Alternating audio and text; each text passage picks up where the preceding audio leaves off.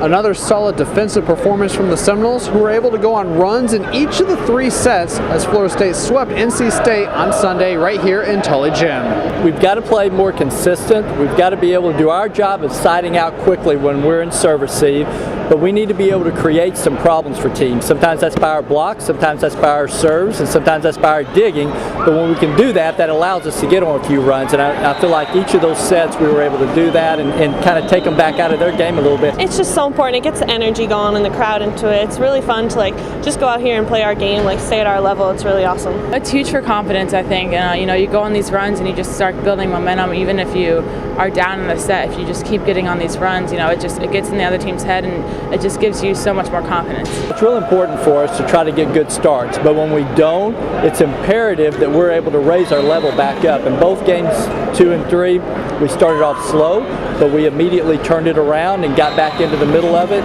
and as we got toward the end of the match, or each set, certainly we were able to pull away with just what we were doing on our side of the net. I think it fuels us to, as we get good digs, we get really good transitions and nice hits, so it's just fuels us to push forward and get some good attacks. I mean, we've been working really hard on that in practice, from the beginning of the year until now, and I think we're starting to see the improvements now happening in games like this. Getting digs up off the block on the touches and stuff like that. It's just balls that we haven't really been touching are now finally getting up. We've been working really hard on it, so I think it's good to see.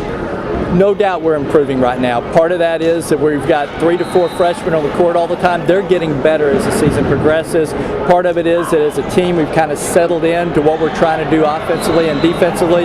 It takes a little bit of time to be able to figure out exactly what your strengths and weaknesses are of a team each year, and particularly when you're adding young players into the roster and onto the court immediately. It's really important because we're going further into the ACC, so we need to make sure that we keep our record up and stuff so that we can continue strong. I think we just finally started playing at this elite level that CP has been wanting us to do. We see it at times, and I think we're trying to get it more consistent, and I think that when we do see it, it's just, I feel like we're unstoppable at sometimes, and when our hitting is going and our blocking and we get these balls up, I just feel really confident about our team. The Seminoles now hit the road for 3 matches beginning in Virginia as they take on Virginia and Virginia Tech next weekend. That'll wrap up things for now. Lane Hurt, Seminoles.com.